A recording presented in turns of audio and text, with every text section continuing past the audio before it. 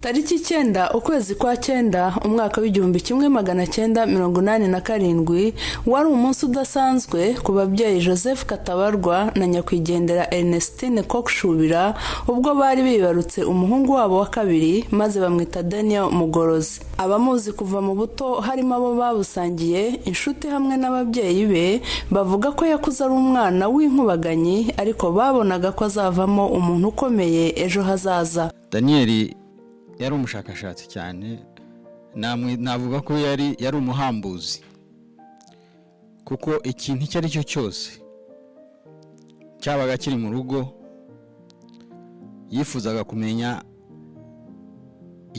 ikirimo imbere. Niba ari akaradiyo gatoya yaragahamburaga agashaka kumenya uko gateye imbere mw'imbere, kagahambura tugasanga yagahambuye, twe ntiturabafundi kagapfa, ko nawe ntiyashoboraga kongera ngo agasubiranye. Ikintu cyo cyose rero yagihamburaga, twari tubizi, bimwe twarabimuhishaga kugira ngo atabihambura, ariko ibyo yashobora kugeraho yarabihamburaga. Yari umushakashatsi cyane, yarakubaganaga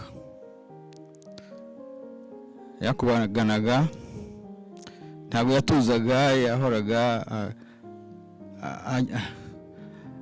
umutima utari hamwe yirukanka agira ati. Dan was always curious, and he always he was very attentive. He would always look at what you're doing and try to do it too. So growing up, I mean, it started at a very, very young age where, you know, if I had a toy, he would want a toy too. But, you know, then we would end up fighting because he would claim all the toys, you know. And but as we grew up, that kept going, but it took a different shape, you know. Every time I did something, he would always be paying attention, and if it's something that is interesting, he would always jump on it and try to do it as well. There's one thing I noticed ever since I met him and got to know him was that he really goes out of his way to help other people, and he keeps his promises, and he's always there for others in the happy times and the sad times, and I really admire that about him. For all the years I have known Daniel, and this is from way back, he's a man of his word. He's grounded. He has character. When he says he's going to do something, Daniel does it. When he plans on doing something, he sees it. Ku rundi ruhande kandi tariki 10 ukwezi kwa 11 umwaka w'igihumbi 1997 nabwo wari umunsi udasanzwe ku babyeyi Gasana Jean Marie Vianney na Nyiransengiyumva Claudine, kuko nabo bari bibarutse umwana w'umukobwa bamwita Sioni Pendo Izabayo. Abo basangiye ubuto bakaba bavandimwe be hamwe n'inshuti ze za hafi, bamufiteho urwibutso rudasanzwe. Muziho nk'umuntu w'intangarugero, muziho nk'umuntu ukunda abantu, muziho nk'umuntu ukunda gusabana, muziho nk'umuntu woroshya ubuzima, umvikana n'abandi. Ikintu kimwe navuga kuri Izabayo is that in all my family members, bakuru banje, bashiki banje, Izabayo niwe wari like the most fun person. And she's always energetic, the energy nyinshi cyane. Ntabwo akunda kwicara hamwe, akunda kugenda hirya no hino afasha abantu. Twese dufasha papa mama, adutwara mu modoka ajya kuzana ibiryo hirya no hino, no gutembera cyane. Kubera ko rero njye na mushiki wanjye mutoya twabaga turi mu rugo nta kintu dukora, Izabayo yarazaga akadutwara akadufata akatujyana akadutembereza muri Arizona hose tukafata amafoto tukineza. Niyo nta mafaranga yabaga afite yo kutugurira ibiryo ibintu nyine tugatembera tukabikunda. Rero nashaka kajyana Daniel ibyo bintu nzabimisinga. Nubwo nyine tuzajya tubonana ariko ntabwo tuzatubona cyane nkuko twabonaga mbere yuko ashaka. Hey, Sioni, this is your younger sister, Dorcasi. I know Sioni as my big sister. She is the most caring, thoughtful person I know. She was always there at my worst times. When I just talk about boys in school and my issues. She was always there for me. She was always there for me when like I had concerts because I'm in choir. She's like always driving me to the concert, back home, to my friends' parties. She was always there when I would go shopping. She always took me shopping. I'm gonna miss that. Aba bana bombi babaye kandi banakurira ahantu hatandukanye, gusa ariko burya ngo urukundo rusanga uwo rushaka. Mu mwaka wa 2018 aba bombi baje guhurira mu kazi aho batuye muri Leta Zunze Ubumwe za Amerika muri Arizona. Maze guhera ubwo ibindi byahindutse amateka kuko babaye inshuti z'akadasohoka, barakundana kugeza ubwo biyemeje kuzabana ubuziraherezo. Nuko mukuru we niwe wamutanze gushaka, nuko ndategereza Daniel ngo azashaka ndategereza, turategereza kuko twari tuzi ko gushaka n'ubundi Imana niyibizi igihe umuntu azashakira n'urubavu rwe aho ruri ntawamenya aho ruri. Hari abantu bazaga bambwira ngo ariko ntabwo ari abantu bakure, ni ba nyina wabo bakambwira ngo bamuboneye fiance. Avuga ntabwo se ubwo ni mwebwe mugomba kubimbwira cyangwa Daniel ubwo ni ugomba kubimbwira. Hawe Daniel umunsi yabimbwiye nibwo nzabyemera. Hano bagomba gushakira Daniel fiance. Daniel se ntabwo azi kwivugira. Umuhambuzi hamburi ibikoresho akarahambura radio akongera akagerageza kuyisubiranya bikamunanira ariko yayihambuye ashaka kubigira birimo. Niwe washakira umugore. Nuko ndategereza. Ejo bundi kabaye ngiye kumva numva arambwiye ati papa ati fite fiance. Nabyakiriye neza cyane kuko nari mbitegereje. I've always known that if Dan gets into any relationship, you know, in a way, me and Dan were slightly different because I'm an introvert and Dan is an extrovert, and because of that, any relationship that Dan would get into, the person needs to match that type of energy, you know. And so I've always known that, you know, if he gets somebody who is able to match his energy, you know, it will be a blessing, and it'll be, you know, and in a way that is one of the ways that I could tell if that relationship is going to work.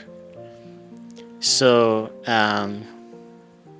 when he told me about Sioni, and I met Sioni, I could tell right away that this relationship is going to work, that this is a match made in heaven, you know, because I know that Sioni is also extrovert, so they, you know, the energy is matched there.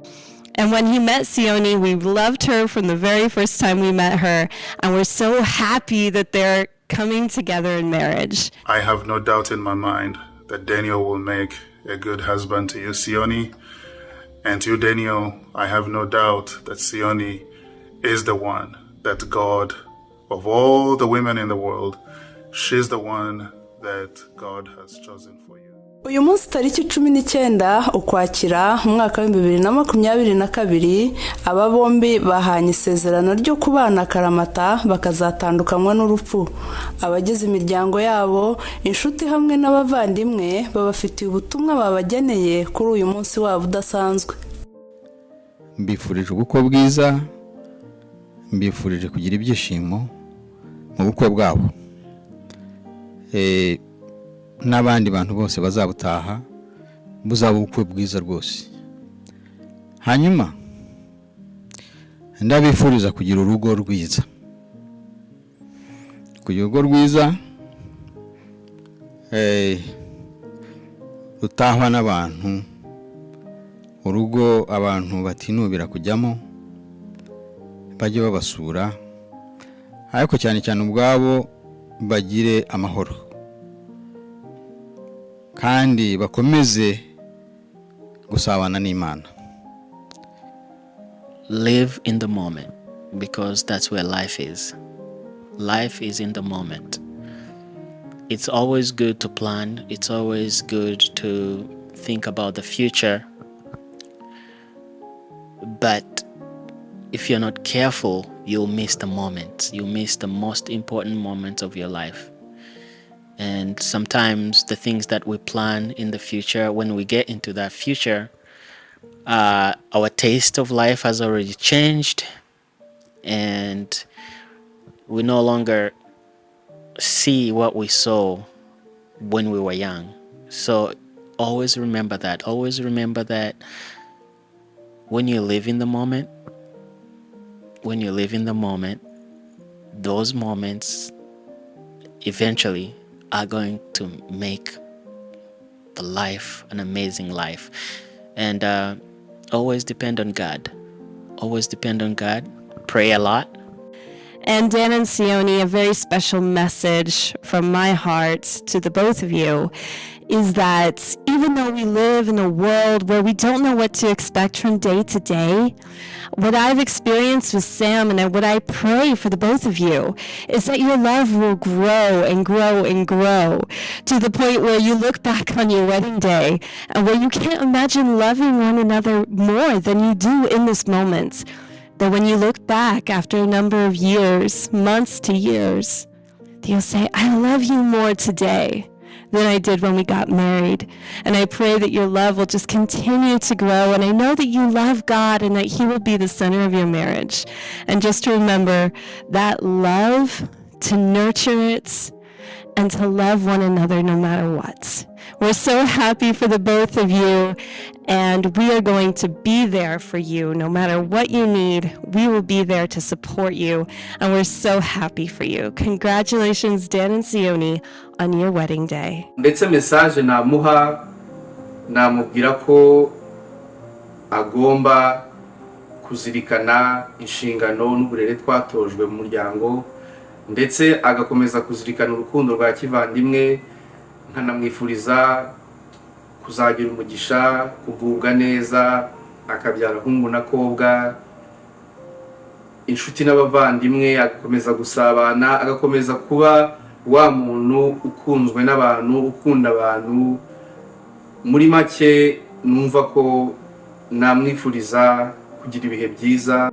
Nimbona akazi nkabona amafaranga, numvaga nshaka nanjye kumushimira ibintu byose yadukoreye, akadufasha ku ishuri, akiyandishaho umwaka, agatuma nsinda ibizamini, akadufasha ibintu icyo ari cyo cyose. Nanjye numvaga nzamufasha, nshaka kumufasha. So Zabayo, I hope you have the greatest wedding ever. Kubera ko effort washyize muri buno bukwe ni irarenze cyane. Buri gihe ukabyuka kare ugenda hirya no hino kubera ko ukunda ibirori. You love to party. You always have to go weddings and all that fun stuff. So when I heard that you had a wedding, the first thing in my mind was Zabayo. It's gonna be the best wedding. And I want to wish her the most happiest marriage, long-lasting marriage. I want her to have a lot of kids because, I want to be the best aunt. And I want you to be happy, and I'm gonna miss you, and I love you so much. And bye. This congratulatory video to tell my brother, someone who's been married a long time, to wish him the best and to tell him that I know he will make it.